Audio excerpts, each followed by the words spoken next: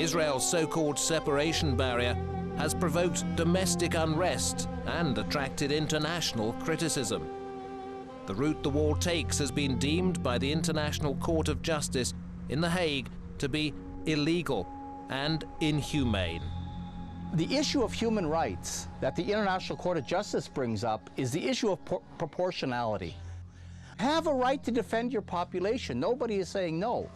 But you can't be disproportionate about it. You can't completely oppress and destroy another population for the sake of your own population. That's really the issue.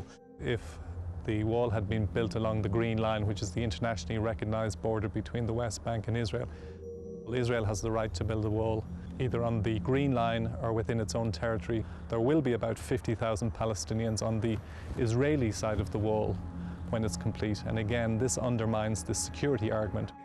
But Arnon Sofer argues that the revulsion expressed by many around the world is sheer hypocrisy. We are not Europe.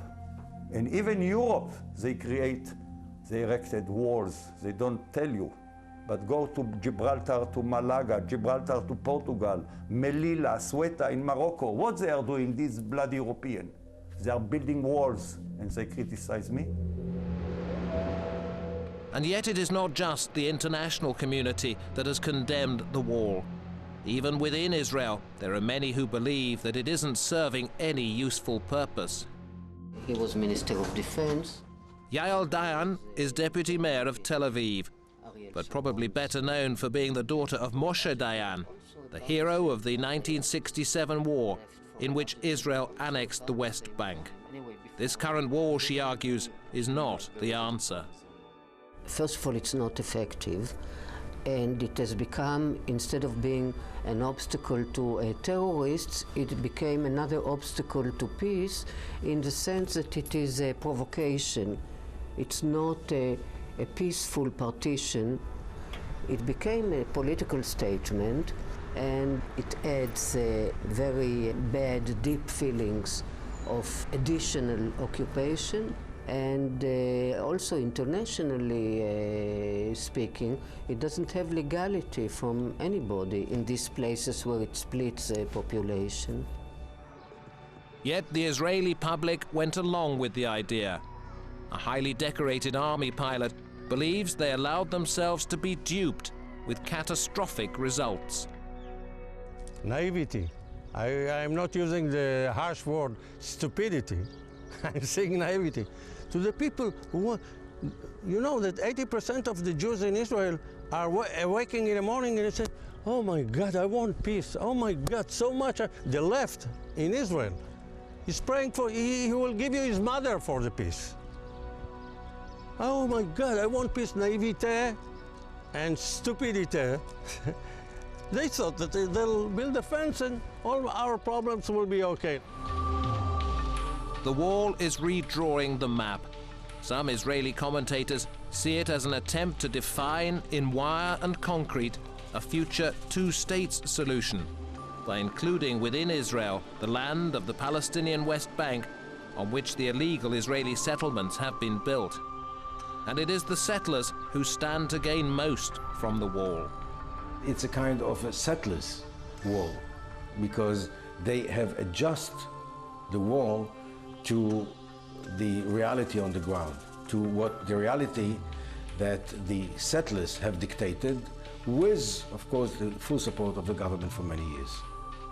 So, actually, if you look at the map of the wall, what you see is that the principle was maximum settlers, maximum settlements, minimum Arab population in Israel. So it has also a demographic dimension in it.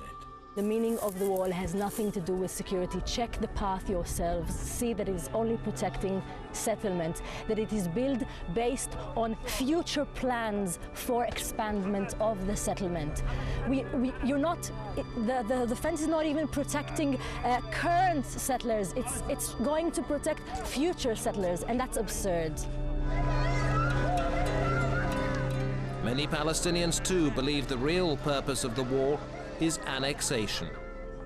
If we are going into 2001 to Arnon Sofer, and the first proposals, it was for the demographic issue in order to limit the Palestinian expansion.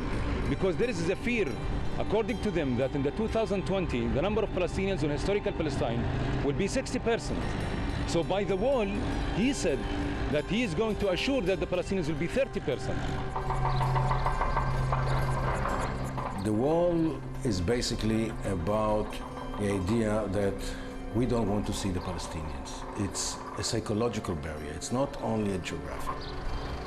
It's actually a two-state solution, but the way I want it to be.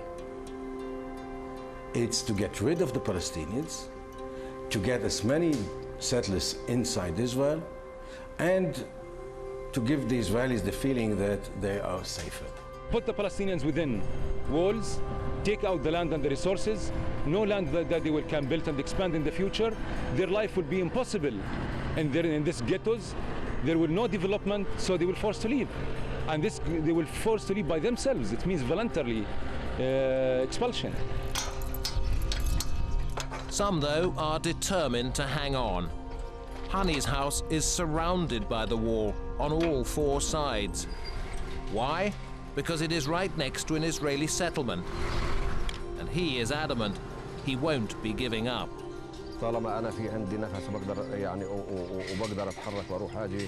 As long as I'm alive, I will never leave my house, whatever happens. When they failed to lure me with their incentives, they began threatening me. The Israelis came and said, "We'll send an intelligence officer who will fire at the settlement and you would be blamed for it. We'll then demolish your house, you'll be branded a terrorist, imprisoned. You will lose everything. No livelihood for you, no livelihood for your children.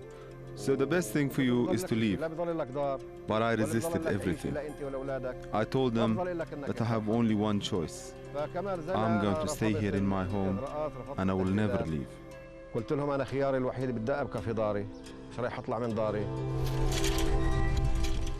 Like all partitions, Israel's wall both excludes and encloses. The hardship which it would cause the excluded, the Palestinians, was predictable. What now worries many Israelis is what the wall has done to them, the enclosed. How it has created something which in historical terms is unthinkable. We are building ghetto for ourselves. You know what a ghetto is. The Nazis put us under a ghetto in Warsaw. They built a fence around us and what are we doing? We are fencing ourselves. We are putting ourselves in a ghetto.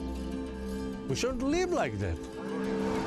But the wall continues to grow, and in the present political climate, it's difficult to see a time when it will be dismantled.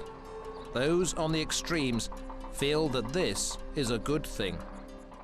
I would like to see such a wall that even eagles will not be able to fly over. We don't belong to these crazy people. You know, there is a story I heard from a former general who told me that he was sitting and having coffee with a very old man, a Palestinian old man in Bethlehem. And he told him, you know, I've been here with the Turks, with the British mandate, and with the Jordanian, and now with you. I've lived through all of this. You are treating us better than all the others, but you are the worst. So how come? So, because you're the only one who are taking our land. And this is the settlements and the war. So, in a nutshell, I think this is the whole story.